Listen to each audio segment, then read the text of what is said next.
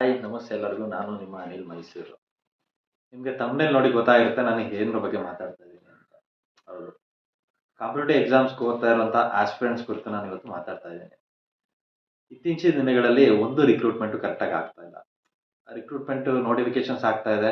But ಅದು ಒಂದು logical end ಆಗಿ ಅದನ್ನ ಒಂದು ರಿಕ್ರೂಟ್ಮೆಂಟ್ ಪ್ರೊಸೀಜರ್‌ನ ಕಂಪ್ಲೀಟ್ ಮಾಡಿ ಜಾಬ್ ಸಿಗ್ತಾ ಇಲ್ಲ. ಏನೆಲ್ಲ ಒಂದೊಂದು ಸಮಸ್ಯೆಗಳು. ಏನೋ ಒಂದು ಕ್ವೆಷನ್ ಪೇಪರ್ ತಪ್ಪಾಗಿರೋಂಥದ್ದಂತೆ, ಇಲ್ಲ ಕ್ವೆಷನ್ ಪೇಪರ್ ಏನೋ ಲೀಕ್ ಆಯ್ತಂತೆ. ಇಲ್ಲಾಂದ್ರೆ ಮೊನ್ನೆ PDO ಎಕ್ಸಾಮ್ ಏನು HK ಎಕ್ಸಾಮ್ ಇತ್ತಲ್ಲ, ಕ್ವೆಷನ್ ಪೇಪರ್‌ನ ಲೇಟಾಗಿ ಕೊಟ್ಟಿದ್ದಾರೆ. ಸೊ ಅದನ್ನ ಕ್ವೆಷನ್ ಮಾಡದ ಹುಡುಗರ ಮೇಲೆ FIR ಹಾಕಿದ್ದಾರೆ. ಸೊ 12 ಜನನ FIR ಹಾಕಿದ್ದಾರೆ. ಏನು ಇದೊಂದು ದೊಡ್ಡ ಕ್ರೈಮ್ ಮಾಡಿದ್ದಾರೆ ಅನ್ನೋ ರೀತಿ. ಕ್ವೆಷನ್ ಮಾಡಿದ್ದೇ ತಪ್ಪು. ಸೊ ಅಷ್ಟೊಂದು ಸಪ್ರೆಸ್ ಮಾಡ್ತಾ ಇದ್ದಾರೆ. ಸೊ ಇದನ್ನೆಲ್ಲ ನೋಡಿದಾಗ ನಾವು ಇಷ್ಟೊಂದು ಪ್ರೊಡಕ್ಟಿವ್ ಏಜಲ್ಲಿ ನಾವು ವರ್ಷಾನುಗಟ್ಲೆ ಕೂತಿ ಓದಿ ಒಂದು ಜಾಬ್ ಸಿಗ್ಲಿಲ್ಲ ಅಂತಂದ್ರೆ ಎಷ್ಟು ಮನಸ್ಸಿಗೆ ಬೇಸರ ಆಗುತ್ತಲ್ಲ. ಅಪ್ಪ ಅಮ್ಮ ಈಗ ಒಂದು middle class, lower middle class ಫ್ಯಾಮಿಲಿಯಿಂದ ಬಂದಿರ್ತೀವಿ.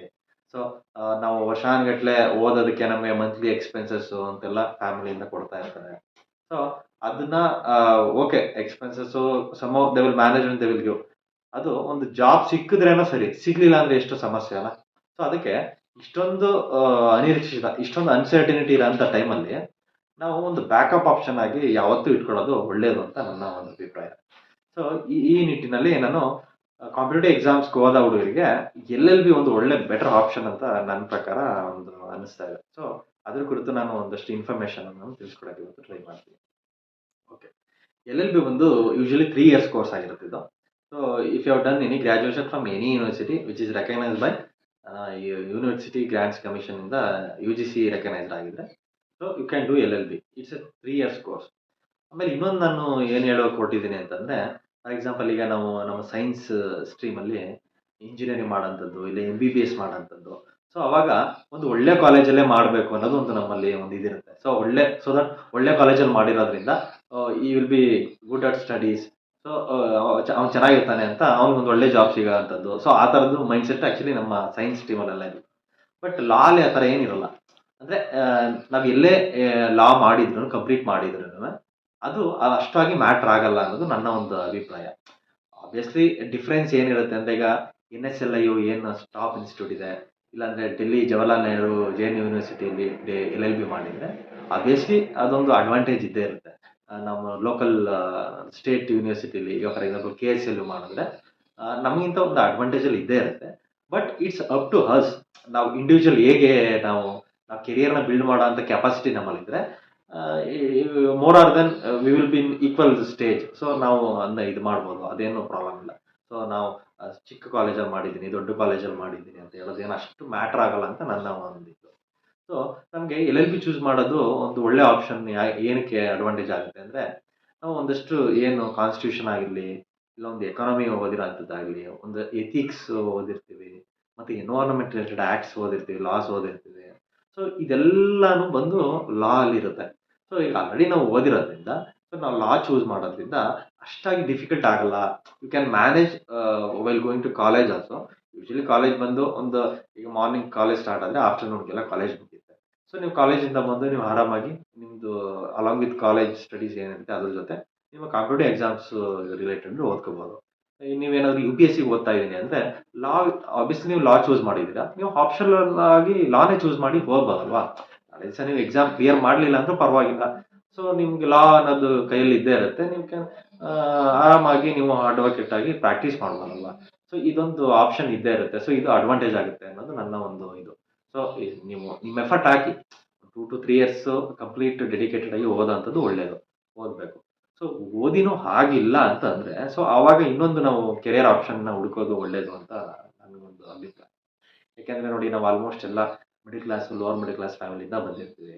ಒಬ್ಬ ಅಪ್ಪ ಅಮ್ಮಂದಿರು ಒಂದು 2, 3 ವರ್ಷಗಳ ಕಾಲ okay, somehow they will manage expenses ಅದು ಇದು ಸಾಲನ ಏನೋ ಮಾಡಿಕೊಟ್ಟು ಓದಿಸ್ತಾರೆ, ನಾವು ಓದ್ಬೋದು.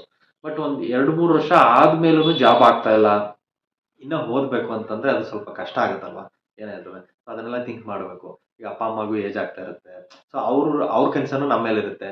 ಇವ್ನಿಗೂ ಏಜ್ ಆಗ್ತಾ ಇದೆ, ಇಲ್ಲ ಇವಳಿಗೂ ಏಜ್ ಆಗ್ತಾ ಇದೆ. ಸೊ ಮ್ಯಾರೇಜ್ ಆಗಬೇಕು. ಸೊ ಇದೆಲ್ಲ ಅವ್ರಿಗೂ ಒಂದು ಸ್ಟ್ರೆಸ್ ಇದ್ದೇ ಇರುತ್ತೆ. ಸೊ ಇದನ್ನೆಲ್ಲ ಯೋಚನೆ ಮಾಡಿ ಈಗಿನ ಇದರಲ್ಲಿ ಸೊ ನಾವು ಒಂದು ಆಪ್ಷನ್ ಬಿ ಅಂತ ಈ ಥರ ಏನಾದ್ರು ಒಂದು ಪ್ಲಾನ್ ಮಾಡಿದ್ರೆ ನಮ್ಗೆ ಅಷ್ಟಾಗಿ ಲೈಫಲ್ಲಿ ಒಂದು ಡಿಫಿಕಲ್ಟ್ ಆಗಲ್ಲ. ಈಗ ಏನೋ ಎಕ್ಸಾಮ್ ಪಾಸ್ ಆಯ್ತಾ ವೆಲ್ ಅಂಡ್ ಫೈನ್ ಹೋಗ್ಬೋದು. ಇಲ್ಲ ಅಂದರೆ ಇನ್ನೊಂದು ರೂಟಲ್ಲಿ ಇದನ್ನು ಮಾಡೋಂಥದ್ದು ಒಳ್ಳೆಯದು. ಸೊ ಅದರಿಂದ ನಾವು ಒಂದು BA ಮತ್ತು LLB ಮಾಡೋಂಥ ಕ್ಯಾಂಡಿಡೇಟ್‌ಗೆ ಹೋಲಿಸ್ಕೊಂಡ್ರೆ UPSC ಮತ್ತು KPSC ಎಕ್ಸಾಮ್ಸ್‌ಗೆ ಓದಿ ಯಾರು LLB ಮಾಡ್ತೀನಿ ಅಂತ ಬರ್ತಾರಲ್ಲ, ಸೊ ಅವರು ಯಾವತ್ತೂ ಅಡ್ವಾಂಟೇಜ್ ಪೊಸಿಷನಲ್ಲಿ ಇರ್ತಾರೆ. ಯಾಕೆಂದ್ರೆ ನಾವು ಇಷ್ಟೊಂದು ಸಬ್ಜೆಕ್ಟ್ಸ್ ಎಲ್ಲ ಆಲ್ರೆಡಿ ಓದಿದ್ದೀವಿ. ಸೊ ಇಲ್ಲಿ ಏನಂದ್ರೆ ನಾವು ಮತ್ತೆ ಅದನ್ನೇ ಒಂದು ರಿವೈಸ್ ಮಾಡಿ ಒಂದು ಬರೆಯುವಂಥದ್ದು ಅಷ್ಟೇನೆ.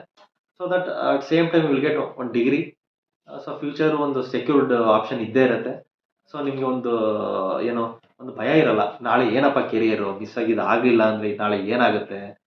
ಈ ಥರ ಅನ್ಸರ್ಟನಿಟೀಸ್ ಥಾಟ್ಸ್ ಇರಲ್ಲ ಅನ್ನೋದು ಒಂದು ನನ್ನ ಒಂದು ಇದು.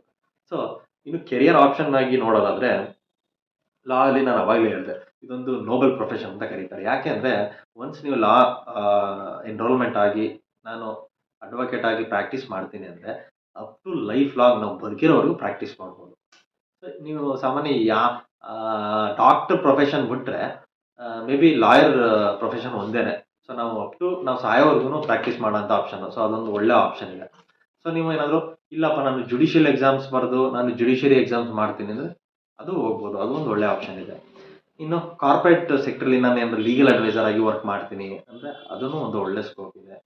ಇನ್ನು ಎಮರ್ಜಿಂಗ್ ಟೆಕ್ನಾಲಜೀಸ್ ಈ ಫೀಲ್ಡ್ಗಳು ನೋಡೋದಾದ್ರೆ ನಾವು ಒಂದು ಸೈಬರ್ ಲಾ ರಿಲೇಟೆಡ್ ಆಗಿರ್ಬೋದು, ಈಗ ಒಂದು environmental law, international law related, so IPR intellectual property rights ಇದೆಲ್ಲ ತುಂಬ ವಾಸ್ಟ್ ಆಪರ್ಚುನಿಟೀಸ್ ಇದೆ.